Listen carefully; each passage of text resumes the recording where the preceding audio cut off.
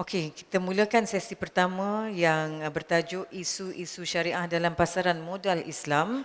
Moderator untuk sesi ini ialah yang berbahagia Dr. Suhaimi Muhammad Yusof, mantan Timbalan Pengarah Jabatan Sistem Kewangan Islam Bank Negara Malaysia, dan kita ada barisan 3 panelis.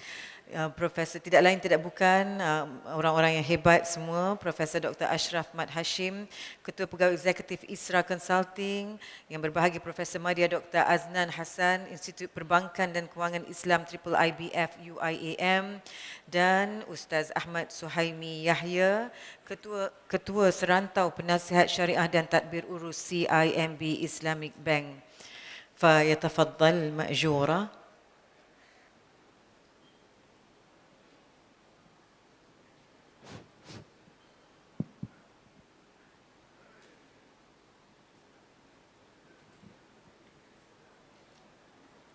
أعوذ بالله من الشيطان الرجيم.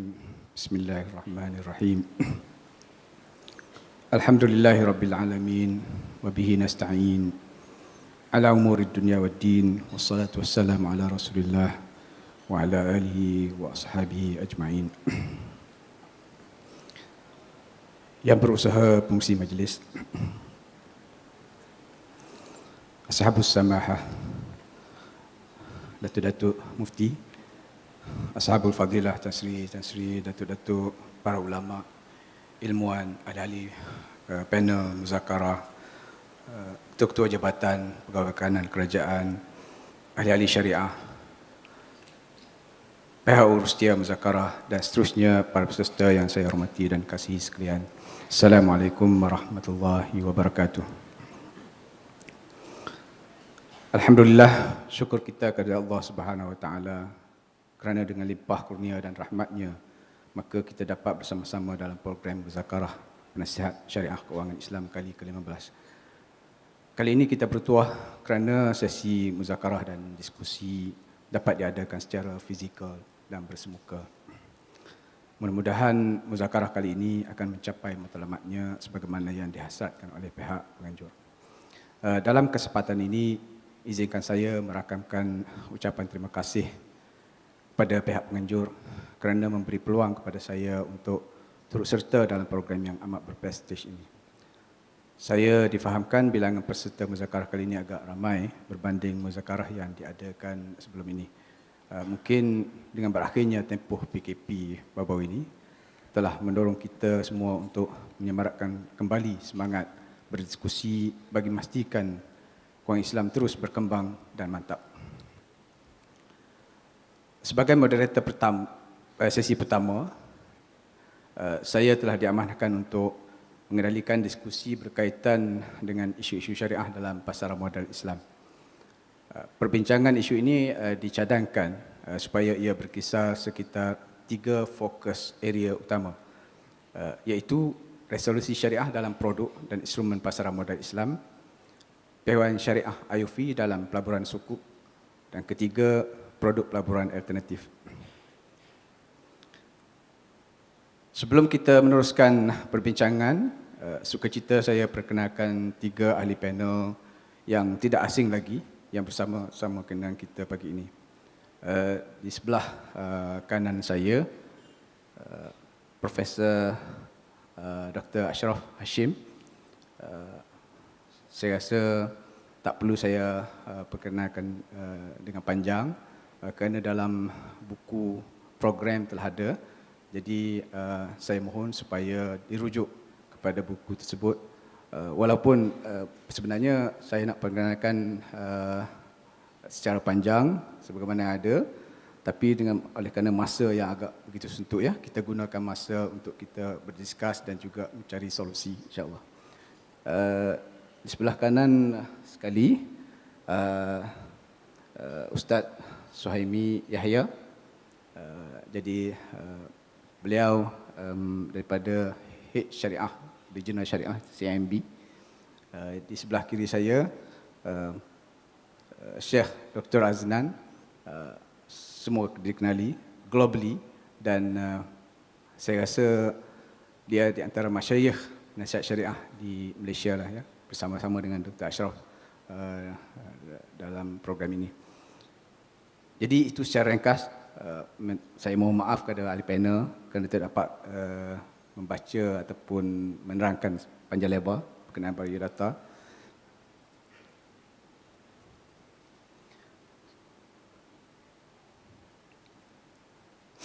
Saya fikir tajuk yang diberikan dalam program itu agak luas skopnya kerana produk dan instrumen pasaran modal Islam ini pelbagai yang mencakupi equity market, structured product selain daripada suku yang di bawah debt market. Oleh itu, saya rasa sebaiknya ahli panel memberikan tumpuan kepada isu-isu syariah berkaitan produk dan instrumen tertentu, biarpun tidak cover keseluruhan instrumen pasaran modal Islam. Ini supaya perbahasan yang dikemukakan nanti lebih mendalam dan akhirnya ia mudah untuk dihadam oleh para peserta muzakarah. Pada hemat saya, apa yang perlu kita bahaskan di sini ialah bagaimana produk ataupun instrumen pasaran modal Islam memenuhi 3 perkara utama pada saya lah, ya, secara peribadi. Pertama, mesti memenuhi kehendak syarak. Yang kedua, praktikal. Yang ketiga, positive impact. Ataupun sekarang ini kita katakan berkenaan dengan nilai, ya. Jadi ini penting.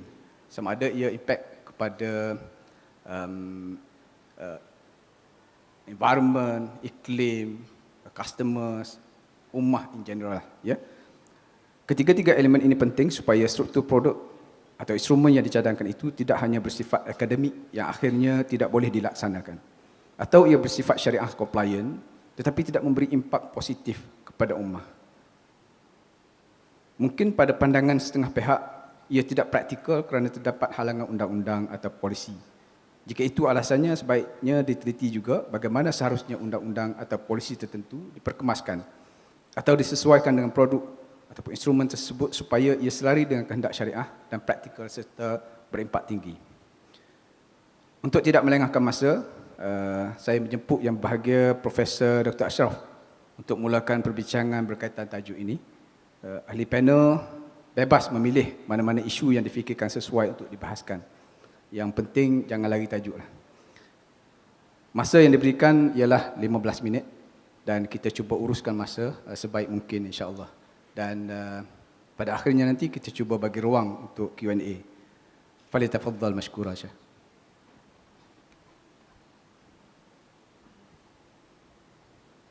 Bismillahirrahmanirrahim. Alhamdulillahirabbil alamin.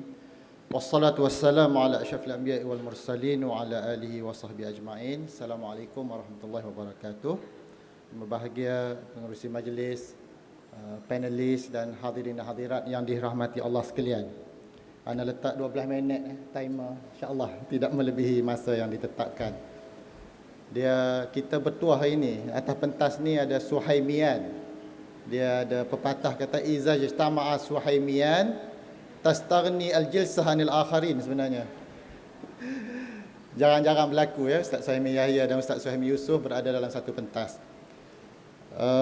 Hadirin dan hadirat yang dirahmati Allah sekalian, tajuk kita agak luas bagaimana yang dinyatakan oleh pengerusi, isu-isu dalam capital market. Ya, kami dah berbincang, saya ambil beberapa isu lah yang berkaitan dengan equity. Jadi isu ni kadang-kadang ada penyelesaian dia, kadang-kadang baru tengah duk fikir apa penyelesaian dia. Jadi saya ada beberapa isu yang saya catat di sini, ada 4-5 isu. Isu pertama yang sedang kita hadapi adalah isu IPO, Initial Public Offering, yang mana kita semua maklum syarikat yang nak apungkan saham dia buat pertama kali di Bursa Malaysia, dari segi syariah compliance-nya ada 2 cara. Pertama, dia bawa kepada SAC ataupun MPS SC dan mendapat akuan bahawa IPO tersebut adalah patuh syariah, atau dia boleh memilih dengan tidak berbuat demikian. Yang pergi ke SC itu tak ada masalah. Kita akan dapat tagging bahawa dia patuh syariah, dan siapa-siapa pelanggan yang institusi patuh syariah yang nak melanggan, dia boleh melanggan dengan tidak ada masalah. Tetapi dalam praktis kita sekarang ini ada juga yang tidak memilih jalan berikut, tetapi dia masih patuh syariah dengan adanya syariah advisor dia sendiri, ataupun dia tak buat apa-apa pun tetapi pelabur sendiri yang kira dia punya statement account dia semua dia, dan mengambil keputusan bahawa syarikat itu patuh syariah. Jadi isu ini masih lagi dalam pertimbangan bagaimana nak diselesaikan, sebab kita ada tagging patuh syariah apabila dipatuh syariahkan oleh MPS SC. Tetapi kalau tidak ada dibawa ke MPS SC, tidak ada siapa yang mengatakan dia patuh syariah secara rasmi. Jadi taggingnya kosong daripada patuh syariah. Jadi isunya broker yang Islamik macam mana nak menjual, dan kita pelabur yang syariah, investor macam mana nak melabur. Jadi itu adalah isu yang pertama yang sedang difikirkan jalan penyelesaiannya. Isu yang kedua adalah ISSBNT, Islamic Securities Sale and Buy Negotiated Transaction. Secara ringkasnya ini adalah versi Islamik kepada SBL, dalam conventional space. Jadi isu dia tak berapa mendapat sambutan ISSBNT ini, sebabnya ada satu isu yang menekan industri, iaitu apabila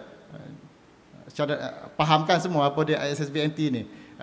Dia adalah macam SBL dalam konvensional kita pinjam daripada orang yang ada saham dan kita bayar fees kepada orang itu. Tetapi dalam Islamik kita beli dengan janji bila sampai masa nanti kita akan jual balik dekat owner yang asal saham tersebut.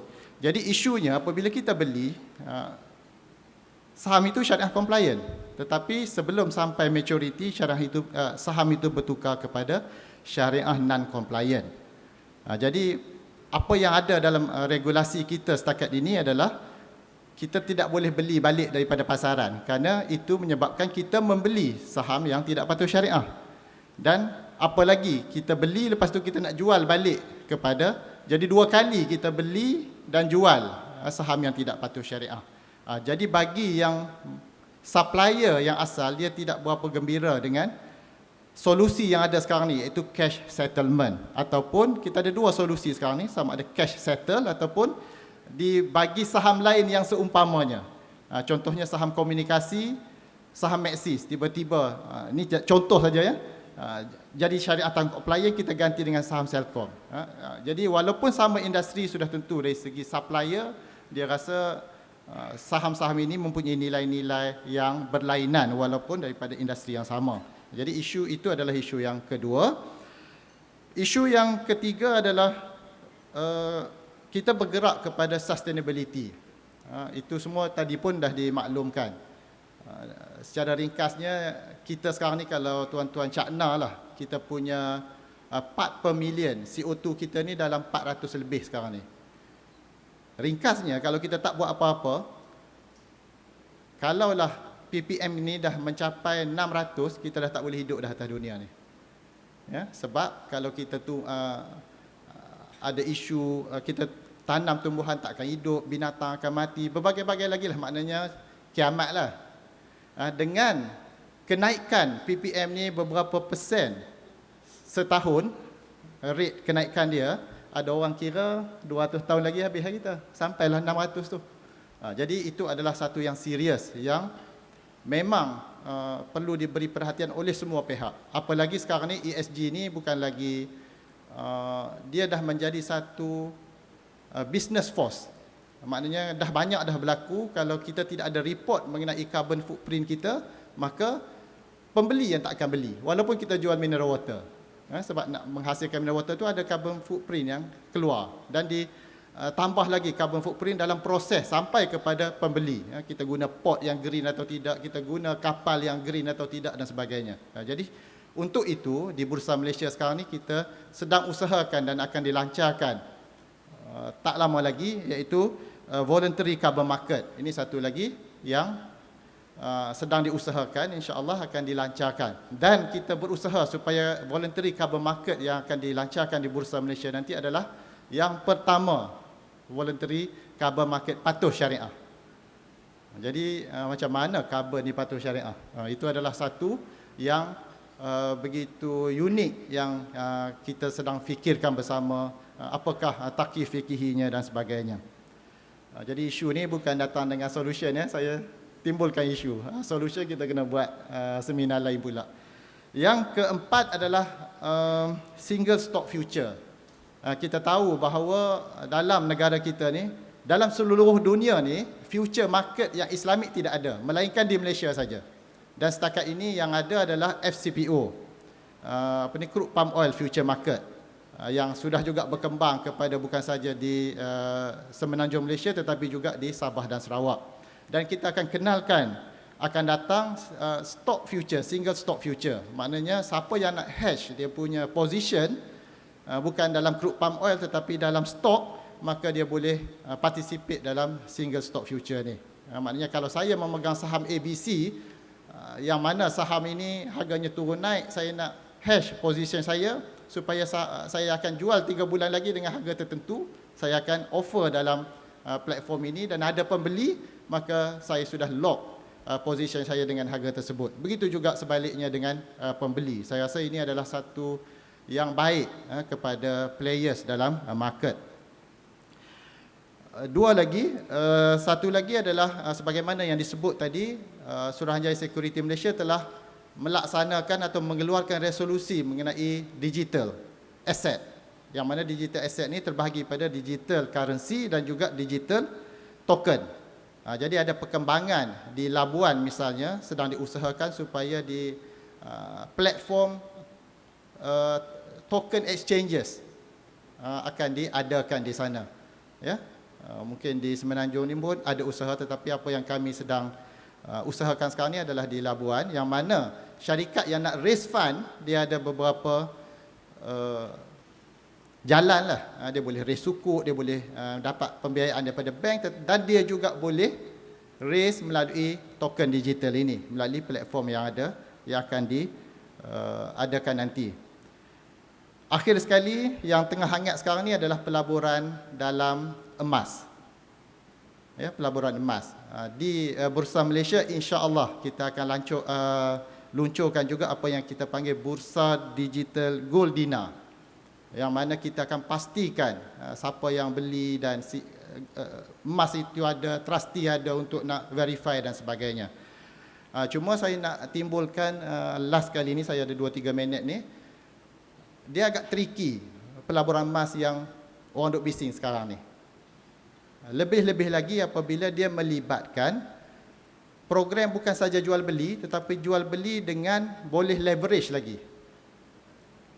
Dari segi mikro mungkin tidak ada isu syariah, tetapi kita semua ni penasihat syariah perlu juga melihat dari segi ma'alat, dari segi outcome, dari segi maslahah dan mafsadah, dari segi makronya. Contohnya begini, ya. Tuan-tuan, dalam untuk leverage, saya beli 100 gram emas, ni kecil sikit, 100 gram emas, saya mendapat kemudahan untuk nak menambah lagi 900 gram melalui tawaruk. Tak ada isu kan? Maknanya saya beli 100 gram, syarikat menawarkan kepada saya financing melalui tawaruk untuk beli lagi 900 gram. Maknanya saya dengan duit saya sendiri, saya beli 100 gram dan melalui tawaruk saya dapat 900 gram lagi. Dalam akaun emas saya memiliki 1 kilo emas. Tidak ada masalah. Dan kerana saya berhutang melalui tawaruk tadi, syarikat meminta saya menjadikan semua ini sebagai collateral, sebagai marhun. Tak ada isu. Kemudian syarikat juga meminta izin daripada saya untuk menggunakan collateral ini. Pun tak ada isu. Kalau standard rahan bank negara pun tidak ada isu untuk digunakan marhun dengan izin. Cuma apabila marhun ini diguna, sudah tentu rahan tu dah tak ada lah. Dia akan bertukar jadi qard. Maknanya dia berhutang dan dia wajib bayar balik semua emas saya ni pada saya apabila tiba masanya dah dituntut. Okey, bila begitu, emas ini dah jadi milik dengan melalui tadi milik syarikat. Ustaz Suhaimi nak beli 100 gram. Saya pun jual emas ni juga kat dia. Saya bagi tawaran 900 gram. Balik kat saya balik. Saya pergi Ustaz Suhaimi, bunyi dah. Ini 12 minit saya buat tadi. Saya ada 15 minit kan. Ustaz, ringkasnya Ustaz Suhaimi satu lagi pun, Suhaimi Yusof pun nak beli emas ni juga. Balik kat saya juga. Satgi Dr. Haznan pun sama juga. Semua dalam sini pun nak beli, guna emas yang sama. Dari segi syariahnya tidak ada isu, sebab mematuhi, saya guna ni dengan izin, tetapi dari segi makronya, kalaulah saya ini muflis, 1,000 orang akan ada tuntutan ke atas emas ni. Tuan-tuan tak dapat balik 1 kilogram yang tertulis dalam akaun tuan-tuan. Kita akan bedak-bedak lah. Kalaulah lebih teruk lagi, kalaulah modal berbayar saya cuma katalah 100,000. Obligasi saya melalui proses ini dah beratus juta misalnya. Jadi itulah dari segi mafsadahnya dan maslahahnya kita kena juga tengok sebagai penasihat syariah. Kita takut kalau ini berleluasa, kepentingan pelabur dan kepentingan pengguna tidak dapat dilindungi. Jadi itulah kita mungkin perkara ni bukan di bawah mana-mana bank negara pun tidak, Security Commission pun tidak. Jadi itu kalau tuan-tuan yang jadi penasihat syariah pada mana-mana skim, kena bukan saja tengok kepada yang mikro, kena tengok juga kepada makro. Dan bagi pihak kami cubalah sebab saya pun dalam muzakarah MKI mengeluarkan guidelines tentang pelaburan emas lama dah, dan kita pernah muzakarah di Bangi sebulan lepas, dan insya-Allah kita cuba tangani juga melalui penambahbaikan guideline tersebut, supaya semua kita dilindungi dan pelaburan kita diberkati Allah Subhanahu wa taala. Jadi itulah saja beberapa isu yang saya nak timbulkan. Aku qauli hadza wa astaghfirullah li wa lakum. Wassalamualaikum warahmatullahi wabarakatuh. Waalaikumsalam warahmatullahi wabarakatuh. Terima kasih yang bahagia Profesor Dr. Ashraf di atas perkara-perkara yang dibangkitkan tadi, isu-isu yang telah dibangkitkan tadi agak kita relevan dengan perbincangan kita hari ini, dan ia amat penting untuk kita lihat solusinya. Yang saya rasa Prof. Ashraf ada sentuh tadi dalam 6-7 isu yang dibangkitkan, dan beliau menyatakan bahawa dalam kita melihat isu-isu syariah tu, kita kena juga melihat dari segi ma'alat. Jadi adakah ma'alat itu memberi kita manfaat kepada kita ataupun menjadi mafsadah, masalah ataupun mafsadah. Ini penting, saya rasa moving forward kita kena lihat setakat mana kita kata struktur ataupun produk-produk yang diperkenalkan memberi masalah kepada pengguna, players, market dan sebagainya. Ini adalah kita rasa di masa hadapan lah. Sebelum ni kita hanya melihat syariah compliance sahaja. Malah tidak dinafikan juga bahawa sehingga sekarang perkara-perkara syariah pun masih lagi dipertikaikan, belum lagi melihat kepada impact. Jadi yang menjadi cabaran masa depan ialah bagaimana kita melihat kepada nilai itu sendiri, ma'alat itu sendiri. Untuk memahami ma'alat ini saya rasa perlu kepada perbincangan yang agak detail, tidak sahaja kepada syariah spesifik. Sebab tu kadang-kadang ma'alat ini tidak akan berbangkit kalau kita duduk bersama orang syariah sahaja. Ia mesti secara collectively daripada pakar-pakar lain bidang, expert lain bidang, pakar-pakar di bidang pasaran, produk, bisnes dan sebagainya. Baru kita dapat memahami secara mendalam dari segi ma'alat. Seterusnya saya jemput Ustaz Suhaimi Yahya untuk membentangkan sedikit sebanyaklah perbahasan. Persilakan.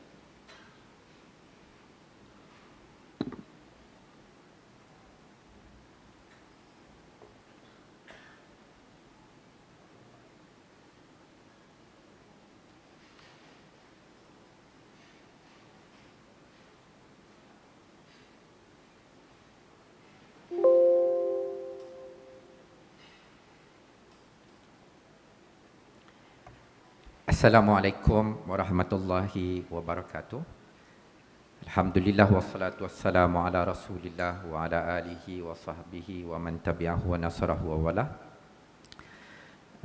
yang berbahagia yang dikasihi moderator kita pada hari ini, Dr. Suhaimi Yusof, pembentang pertama tadi Prof. Dr. Ashraf Hashim, seterusnya Syekh Dr. Aznan Hassan.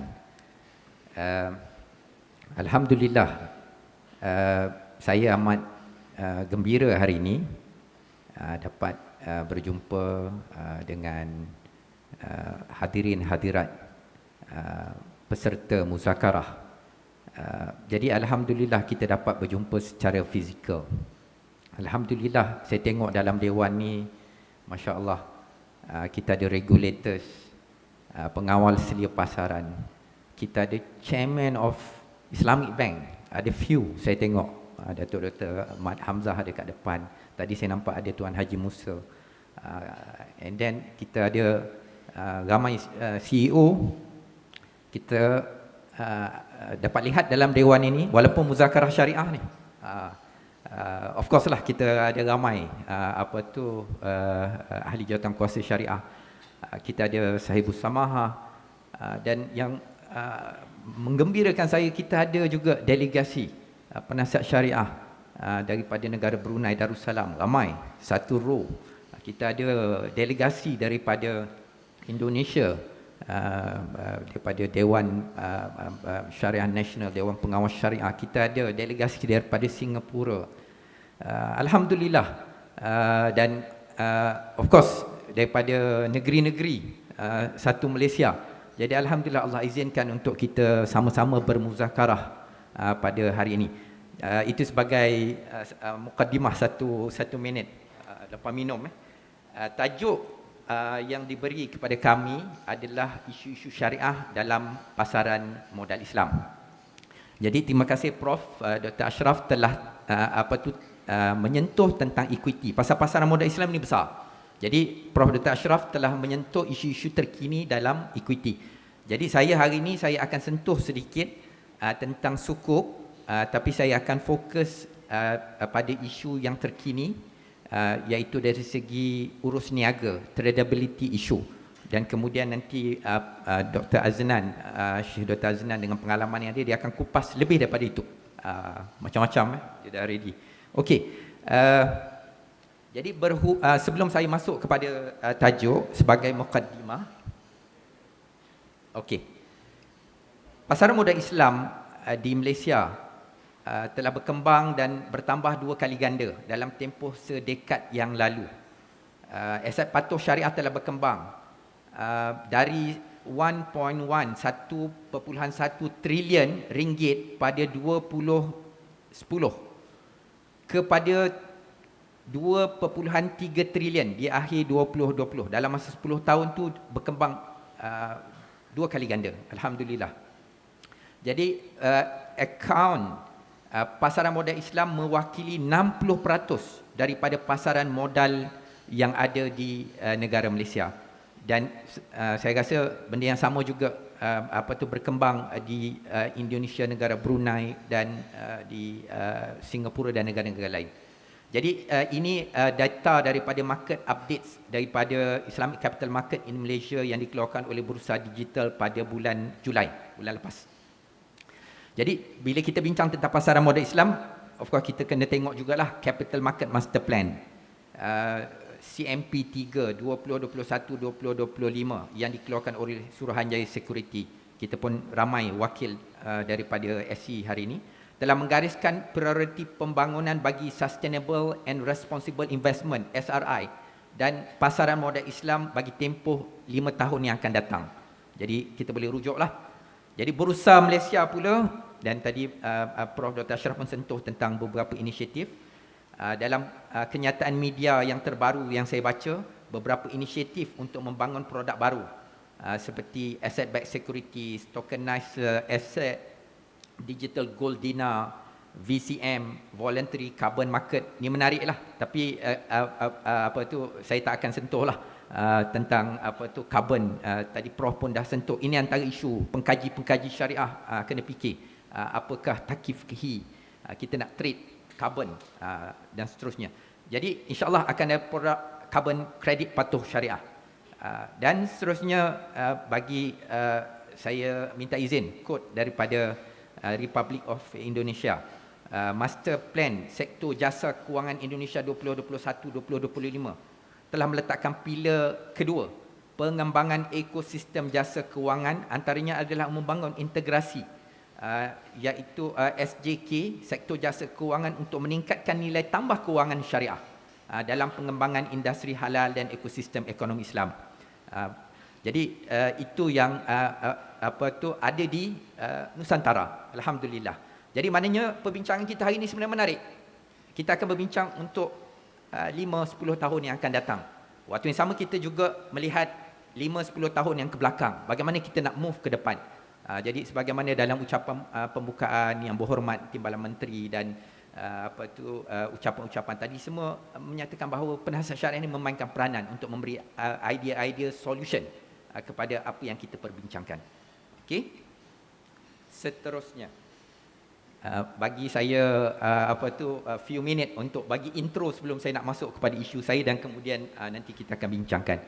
Ini just nak refresh, minta izin daripada SC. Ini garis panduan yang diterbitkan oleh Suruhanjaya Security akhir tahun lepas, efektif 1 Januari tahun ini, iaitu Guideline for Sharia Advisor. Jadi penasihat syariah yang nak terlibat dalam pasaran modal Islam kena faham garis panduan bagi penasihat syariah. Dia ada beberapa requirement, dia ada roles and responsibility, tugas dan tanggungjawab penasihat syariah dalam pasaran modal Islam. Tanggungjawabnya berat, bukan sekadar di dunia tetapi di akhirat. Okey. Dan dia ada satu yang saya nak quote. Oh, saya dah terlepas ke belakang, minta maaf. Ya. Saya tersilap. Saya sepatut tengok sana. Saya tengok saya punya sini tu yang tak tally, minta maaf. Okey. 7.0 tu dalam this guideline ada sebut maknanya financial institution is encouraged to send its Sharia committee members to attend at least 3 SIDC CPE approved courses on capital market. Jadi ini dengan kita menghadiri muzakarah begini, program-program latihan, ini penting, dan ini yang disebut di dalam garis panduan ini. Maknanya penasihat syariah perlu keep abreast, maknanya perlu up to date dengan apa isu-isu yang terkini, dan kita perlu menghadiri program-program latihan, kursus-kursus untuk menambah ilmu kita, insya-Allah. Okey. Seterusnya. Okey.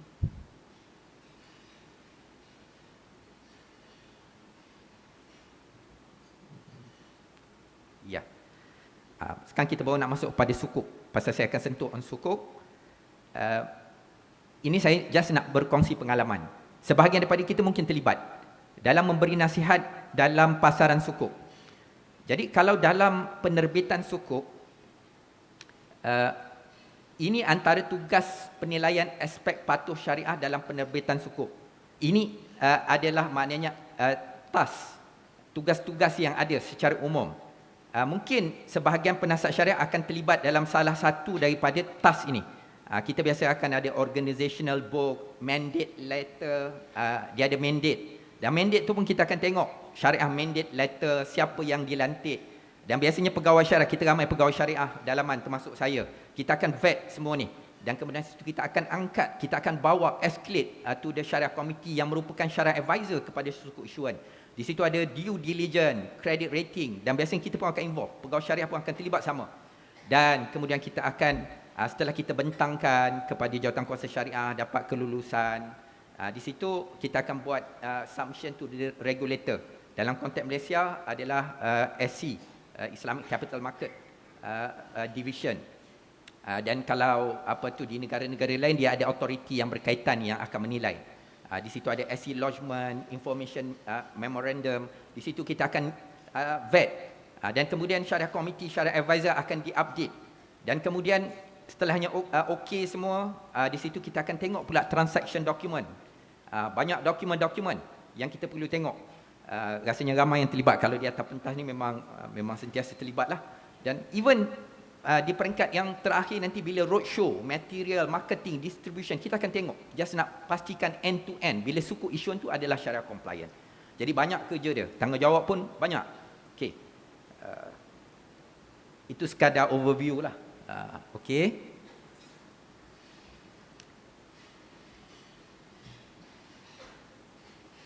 Maaf ya.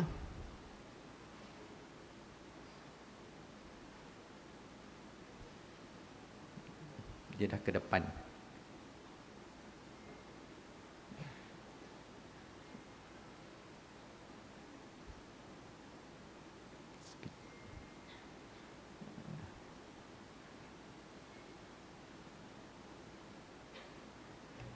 Ya. Saya nak ke depan. Okey. Minta maaf ya tuan-tuan, sekejap. Ada 5 minit lagi, Syekh. Okey. Lepas ni nanti saya akan laju sikit. Secara umumnya, apakah isu-isu dalam penstrukturan sukuk yang akan dinilai oleh penasihat syariah? Secara umumnya, penasihat syariah dalam penerbitan sukuk akan menilai beberapa perkara. Kita akan tengok on the structure, identified asset, utilization of proceed, page 7, okay. Underlying contract, takwid, fees yang kita akan kenakan, ibrak, ada tak ibrak punya elemen profit rate, and then kemudian kalau kita kata it is a green sukuk, di situ sustainability punya elemen, SRI, SDG, whatever, apalah. Ini in general kita akan tengok, dan kemudian benda ni will be kita akan nyatakan di dalam kelulusan keputusan syariah dan juga syariah pronouncement yang dikeluarkan. Okey. Jadi dalam isu penstrukturan sukuk, antara isu yang jadi perbahasan adalah yang berkaitan dengan tradability issue, tadawul. Rasanya dalam 2 hari yang lepas dalam Cliff punya forum, isu ini juga ada dinyatakan. Jadi saya akan share sedikit untuk kita sama-sama refresh. Dalam menilai aset dan portfolio sukuk, penasihat syariah dengan mandat yang diberi akan menilai berdasarkan kepada piawai syariah, keputusan syariah berkaitan di negara yang berkaitan. Jadi antara isu yang dibincangkan akhir-akhir ini adalah isu tentang bagaimana tentang sesuatu sukuk tadi, sekiranya sukuk tadi adalah sukuk yang mix, bercampur. Pasal akhir-akhir ini kita tengok banyak sukuk yang diterbitkan berdasarkan kepada sukuk wakalah. Jadi daripada wakalah tadi, di situ dia ada composition of asset. Portfolio tadi di dalamnya ada tangible asset, ada benefit, ada right, ada user fraud, dan kemudian ada cash dan juga ada debt. Jadi bila begitu, berapa ratio yang dibenarkan? Itu yang diperbincangkan. Isu ni isu yang lama, dan ia adalah berkaitan dengan perbincangan tentang bai'ud dain, debt trading, yang ia telah dibincangkan lebih 20 tahun yang lalu, tetapi market evolve. Okey. Secara umum jadi Malaysia bai'ud dain tak ada isu. Pasal Majlis Penasihat Syariah Suruhanjaya Security tahun 1996 telah meluluskan bai'ud dain. Tetapi adalah beberapa syarat, tapi secara umumnya sukuk yang ada elemen of bai'ud dain dibenarkan untuk diurus niaga di Malaysia secara umumnya. Tetapi untuk sukuk yang diterbitkan di pasaran antarabangsa, sebagai contoh piawai syariah IOF, yang biasanya menjadi rujukan, sebagai contoh dalam piawai syariah nombor 21 berhubung financial papers para 3.19, ia menjadi rujukan sekiranya aset tadi bercampur dalam piawai syariah standard nombor 21 ini ditentukan 30% daripada aset tadi mestilah mewakili tangible asset, user fraud and right. Yang balance tadi 70% dibenarkan dalam bentuk debt. biasanya daripada debt yang created daripada murabahah, tawaruk dan sebagainya. Namun dalam piawai syariah terbaru 2018-19, piawai syariah 59 berhubung Baik Mudain telah memberi kesan kepada struktur sukuk khususnya kepada pasaran UAE. Kerana dalam syariah standard 59 ni dia letakkan syarat satu tangible asset benefit ni mesti represent 51%, more than 50%, maknanya 51%. Yang mana 49 pula dibenarkan dalam bentuk debt. Itu composition of the portfolio. Namun dia ada beberapa syarat lain yang kita akan tengok insya-Allah. Okey. Ini adalah maknanya report yang dikeluarkan oleh Islamic Finance, Standard 59 Strangling Sukuk Issuance, yang mana mengulas tentang isu piawai syariah 59 IOF. Dan siapa yang terlibat dalam penerbitan sukuk tahun lepas, tahun ini, saya akan share sikitlah di akhir nanti. Ini antara isu yang kami perlu address sekiranya sukuk ini ingin ditawarkan khususnya di pasaran UAE. Ustaz Suhaimi, ya. masa kecederaan. Okey. Okey, kita laju-laju sikit. Tak apa, nanti Dr. Aznan pun dia ni, Dr. Aznan dia banyak sign isu-isu ni. Okey, kita laju sikit. Ini saya oleh kerana hari ini ramai penasihat syariah, pengkaji syariah, saya tengok ramai profesor, doktor. Sebab itu saya bersemangat sikit nak cerita.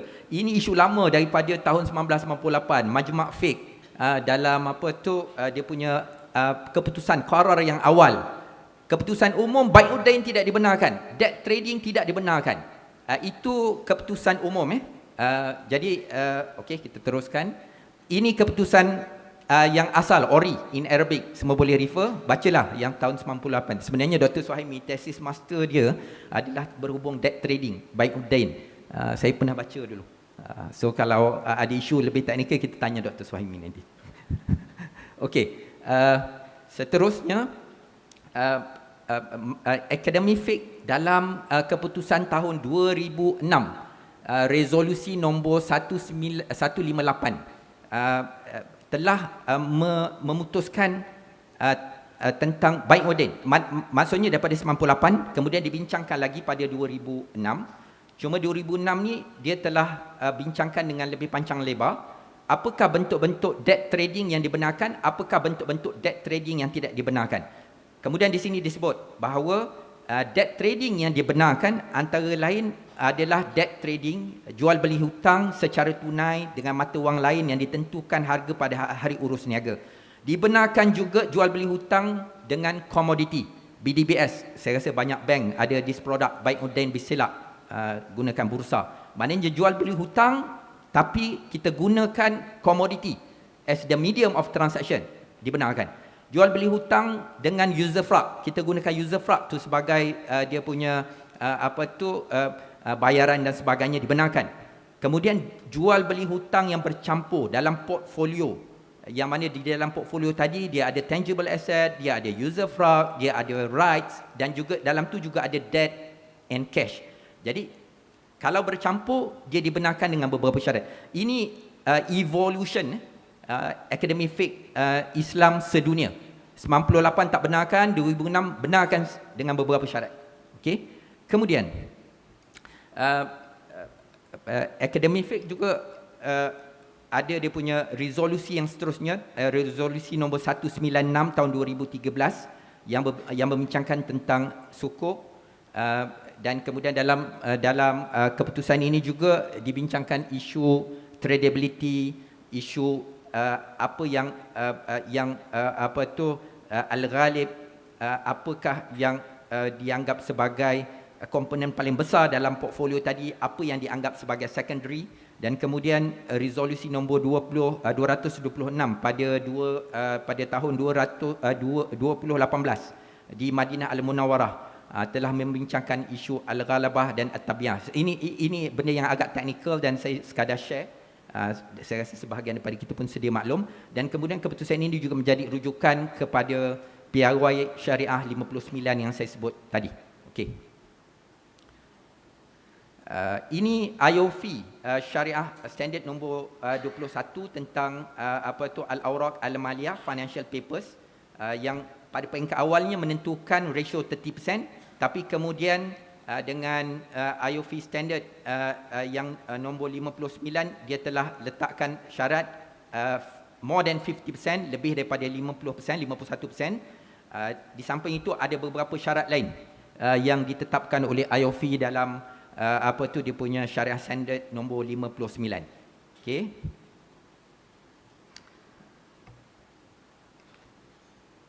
Ini dia punya terjemahan lah daripada IOF Standard 59 sebagaimana saya sebut tadi. Jadi in addition, tambahan daripada ratio 50% tadi, dia letakkan juga di sini syarat.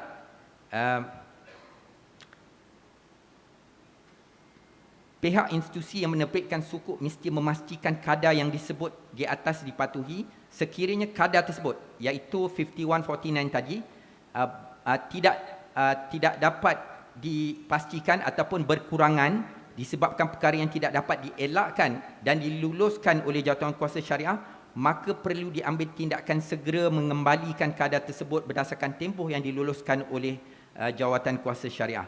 Dan ia tidak boleh maknanya berkurangan daripada 33%, 33%. Itu adalah dia punya floor.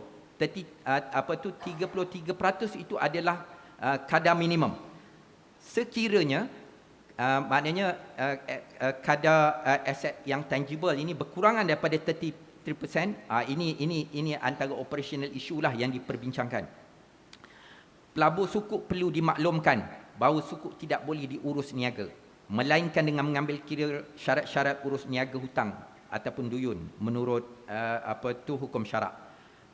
Malah disebut kalau sukuk ini disenaraikan dan diurus niaga di pasaran kewangan, penyenaraian ini mesti ditarik balik.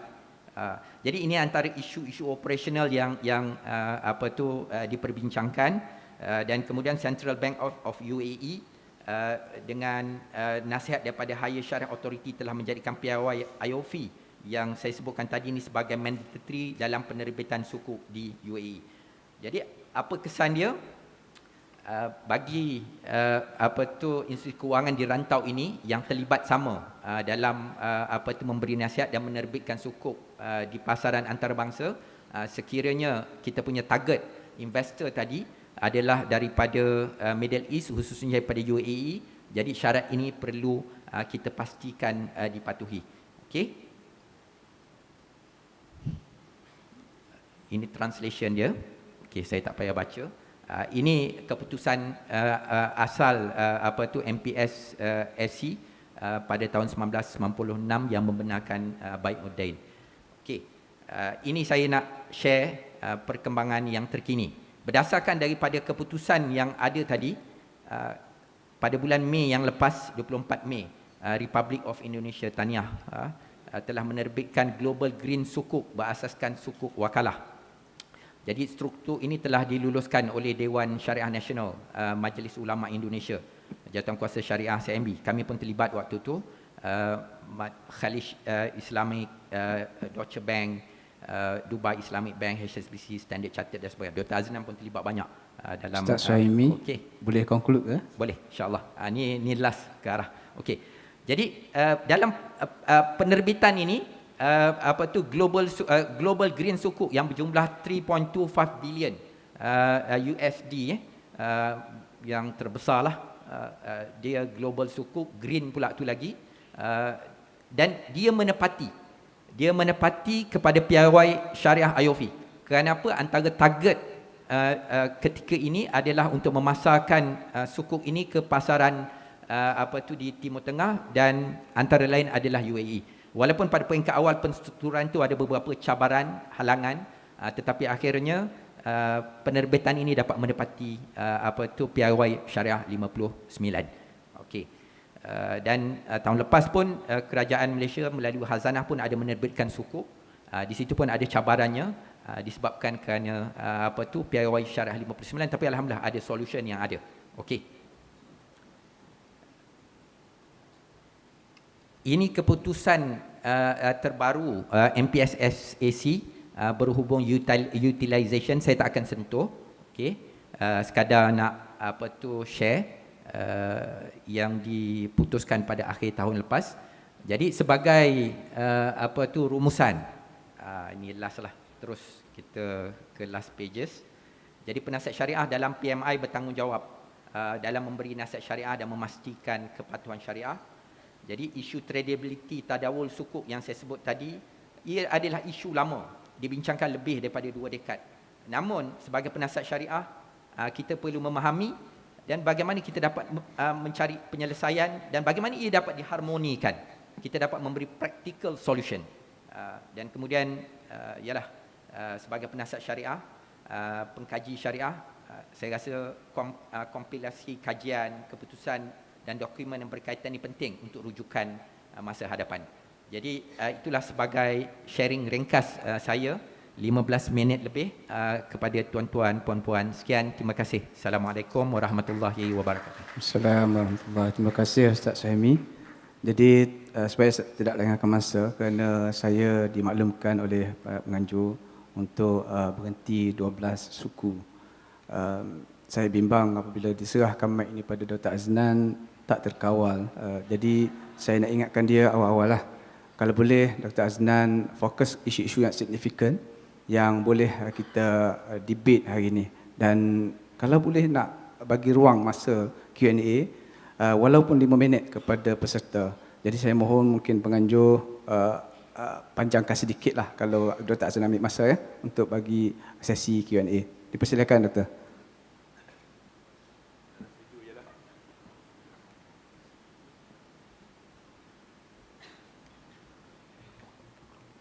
Assalamualaikum warahmatullahi wabarakatuh. Ustaz Syuhaimian, Dr. Ashraf, Datuk Hamzah, semua sahabat-sahabat yang saya kasih, saya bersetuju dengan apa dia orang cakap. Betul, saya boleh pergi duduk dah, alhamdulillah. Saya tak nak cakap isu syariah dalam bentuk begitu. Saya nak open lagi perbincangan kita dalam bentuk yang lebih luas. Sebab Islamic market, Islamic capital market ni huge sebenarnya. Okay. Semalam kalau siapa yang hadir semalam masa English session, masa saya bercakap tentang vibrant and resilient Islamic markets, Islamic investment market, saya bagi 15 ciri-ciri yang perlu ada kepada sesebuah market Islamic ke konvensional untuk menjadi suatu market yang vibrant dan juga resilient. Salah satu yang saya sebutkan ialah the depth and breadth of the product. Produk tu mesti banyak, mesti mendalam dan juga pelbagai, merangkumi setiap stage kepada fundraising activities. Okay? Sebab kadang-kadang kita terlalu fokus kepada capital market yang berbentuk listed instrument, sedangkan dalam tu banyak lagi benda-benda lain. Saya nak gambarkan sebagaimana Syariah Advisor ni kena start daripada A ni sampai ke Z ni, panjang luas dia punya pembincangan dia. Bila kita cakap tentang fundraising activities, dia akan bermula start daripada mana kita kata sebagai pre-seed funding. Ataupun dalam istilah kalau kita gunakan adalah ketika mana VC itu bermula, dalam yang istilah yang selalu diorang katakan sebagai bootstrapping stage. Masa nak mula, masa benda tu dalam idea lagi, siapakah yang akan memberikan funding? Pada masa tersebut ada instrumennya, iaitulah ada OS. OS ni juga dalam berbagai bentuk OS yang ada. Okay, ordinary shares. Kemudian bila mana company tersebut telah pergi kepada dia panggil funding stage, pada masa tersebut company tersebut memerlukan kepada OS different stage tu, ketika mana dia berubah daripada greenfield kepada brownfield sebagai, minta maaf saya guna istilah dia orang sikitlah bagi kita nampak gambaran yang berlaku. Dan bila dia berada di groundfield, dia memerlukan satu instrumen yang baru, iaitulah preference shares. Dan dia juga kadang-kadang dia memerlukan satu instrumen yang dinamakan sekarang ni SAFE, Simple Agreement for Future Equities. Mungkin ada yang tak pernah dengar apa perkataan ni. SAFE bukan SAFE tak bawa kereta ni. Instrumen tu nama SAFE, S-A-F-E, Simple Agreement for Future Equities, for example. OSPS juga ada macam-macam. Ada redeemable, non-irredeemable, convertible, non-convertible, participating and everything, dengan segala mak datuk dia punya term-term yang ada dalam tersebut. Kemudian selepas tu pula, kemudian bila dia dapat kepada, dia dah habis kepada brownfield, kepada dia dah masuk kepada PE. PE mempunyai instrumen-instrumen yang tertentu pula lagi yang berkaitan dengan Islamic Capital Market for example. Kemudian selepas dia pergi situ, dia pergi IPO yang Prof. Ashraf sebut tadi, isu IPO tersebut. IPO ni juga mempunyai banyak isu yang berkaitan. Umpamanya, IOF ketika mana menceritakan tentang kita evaluate IPO. Ada ketika tertentu, bila kita evaluate IPO based kepada pro forma dia, the company tersebut tidak compliant. Tetapi, bila mana new capital injection coming in, the company will become compliant. Jadi tukar color. IOF hanya menyebut dalam bentuk yang plain begitu. Jadi interpretation yang ada, ini adalah real case. Berlaku di UAE ada satu company tak saya sebut. Company tersebut adalah non-compliant ketika mana kita tengok kepada pro forma dia.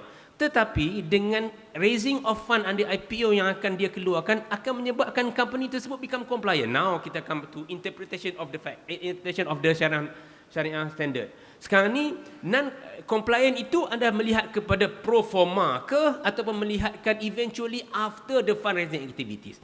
Bila kita tengok kepada fundraising activity pula, bila mana dia put to the market, kadang-kadang dia tak mampu nak raise capital macam mana dia nak. Dalam siapa yang biasa buat IPO sebagai contohnya, dia akan ada situasi di mana jika sekiranya dia open market tidak ada underwriting dan sebagainya, itu pun kita tak cerita juga lagi tu underwriting tu macam mana, bank boleh masuk ke mana, dia punya ni boleh kat with fee without fee, itu lagi banyak cerita. Berapa minit lagi Ustaz? 2 minit lagi.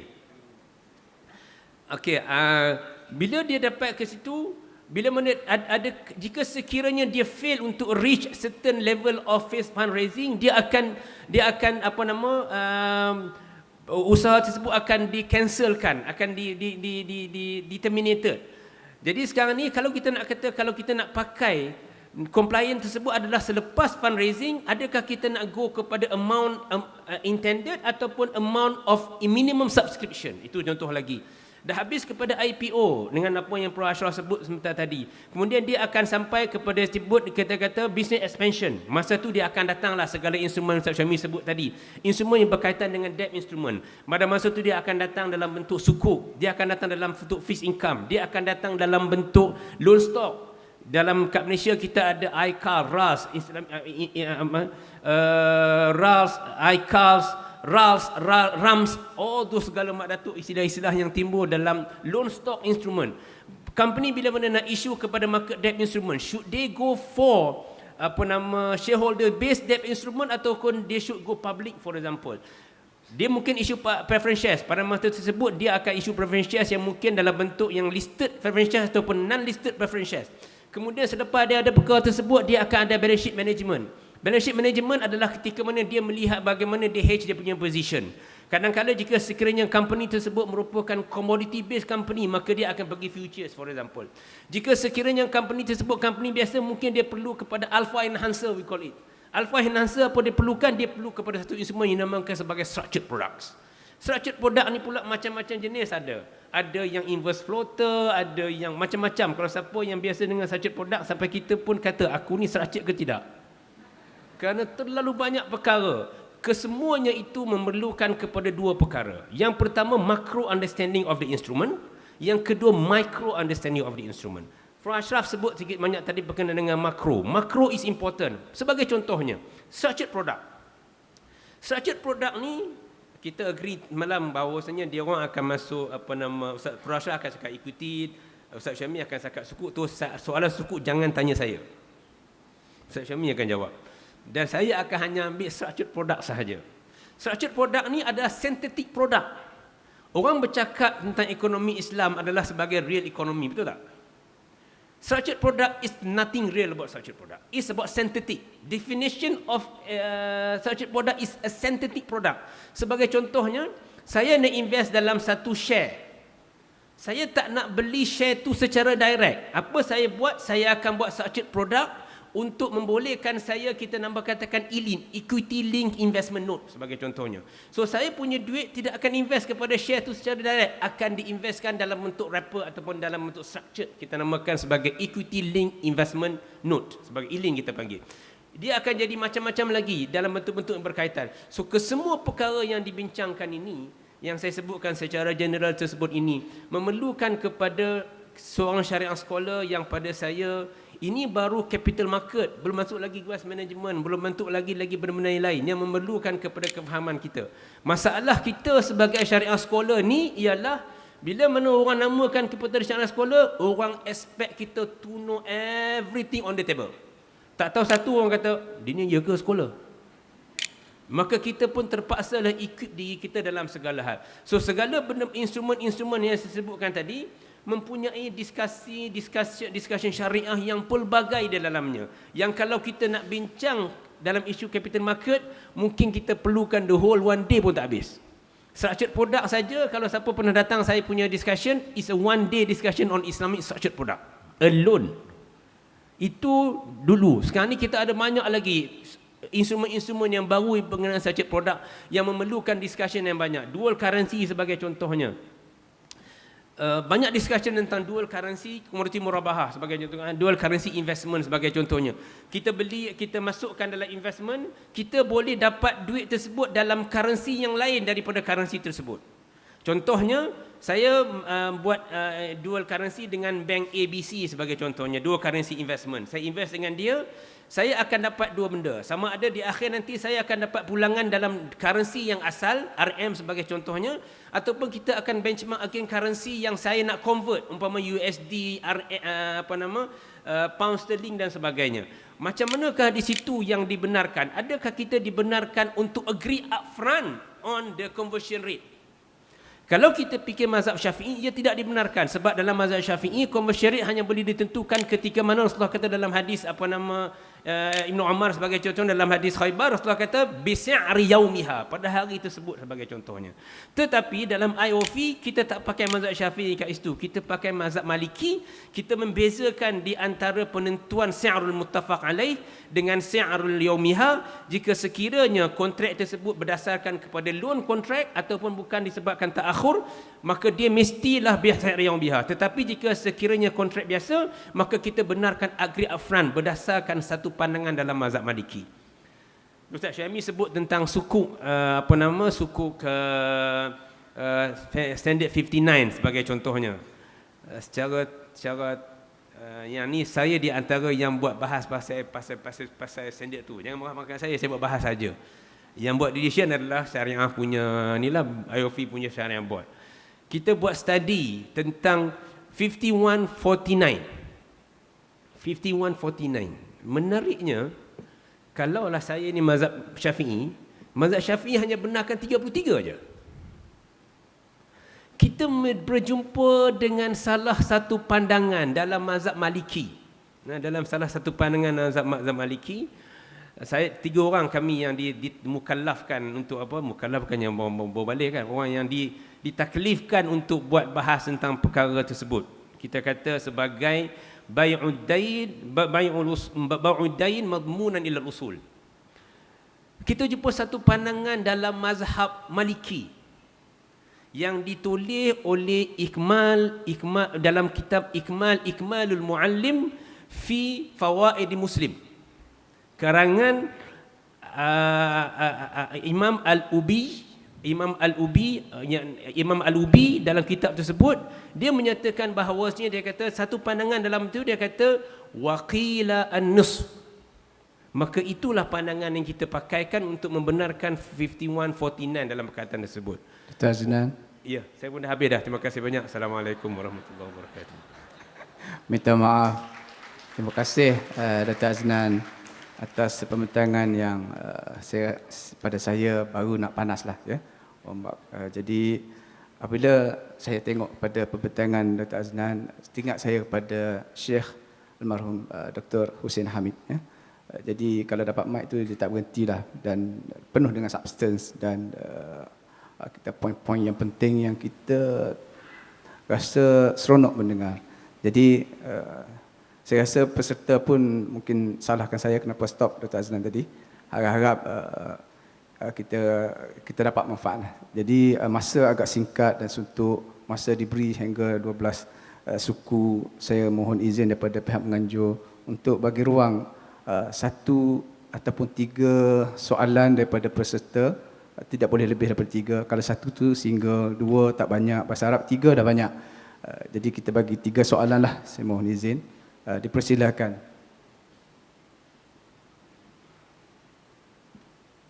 Ya, kalau boleh dengan segera tampil, bagi nama daripada mana, sila.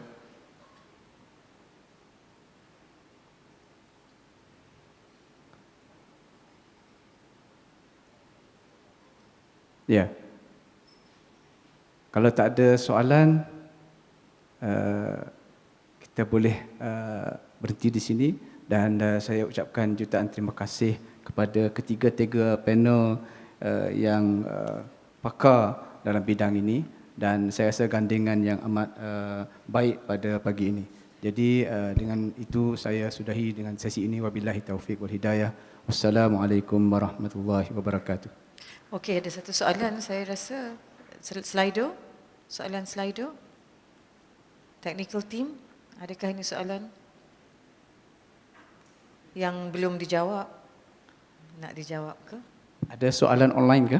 Soalan online, ya. Di bahan bacaan pemula untuk pengamal syariah. Okey, ada satu soalan. Ini soalan ya, bahan bacaan pemula untuk pengamal syariah untuk pendedahan pasaran. Okey.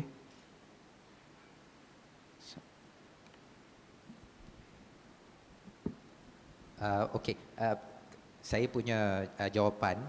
Saya rasa sepatutnya yang jawab Prof. Dr. Ashraf. Saya syorkan buku-buku yang diterbitkan oleh ISRA INSIAF tentang pasaran modal Islam, Suruhanjaya Security, itu maknanya good reference. Jadi elok baca. Saya sendiri pun baca dan buat ulang kaji. Pasal apa, penulis dia tu ramai dan reviewed by practitioners dan juga scholars. Minta maaf sebab tadi tak perasan ada soalan ya. Okey, ada lagi ke? Kita buka, kalau tak ada kita berhenti di situ dulu. Wabillahi taufiq wal hidayah. Assalamualaikum warahmatullahi wabarakatuh. Okey, ada satu lagi soalan. BNM tidak benarkan non-compounding profit. Tak nampak di sini ya. Ya, ini Cuba. tanya moderator ke? Oh ya. Okey. Okey, soalan pertama, kedua tadi, BNM tidak benarkan non-compounding profit dalam RNR. Adakah SC mengambil pandangan yang sama dalam situasi RNR bagi suku? Boleh ke saya berikan Prof. Ashraf untuk jawab sebab dia berkaitan dengan capital market. Senang pun boleh. Kita tak ada pandangan rasmi lah dari segi SAC, SC mengenai RNR ni bagi suku. Seingat saya lah Dr. Aznan ya. Okey. Okey, situ ya. Itu saja soalannya? Ya, itu Ya, saja. okey. Jadi terima kasih banyak kepada para peserta semua. Jazakumullah khair. Wabillahi taufiq wal hidayah. Wassalamualaikum warahmatullahi wabarakatuh. Waalaikumsalam warahmatullahi taala wabarakatuh. Terima kasih kepada tuan moderator dan panelis. Dijemput Cik Abdul Aziz Abdul Jalal untuk menyampaikan sedikit cenderahati.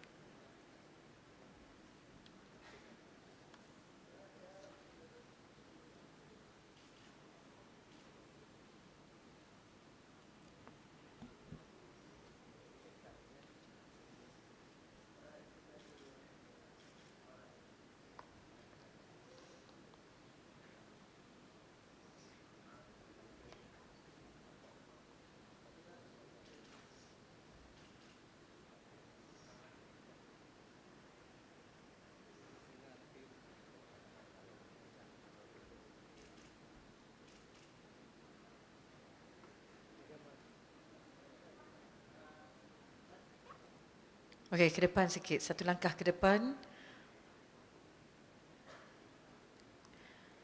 Satu tepukan untuk moderator dan speakers kita, panelis kita.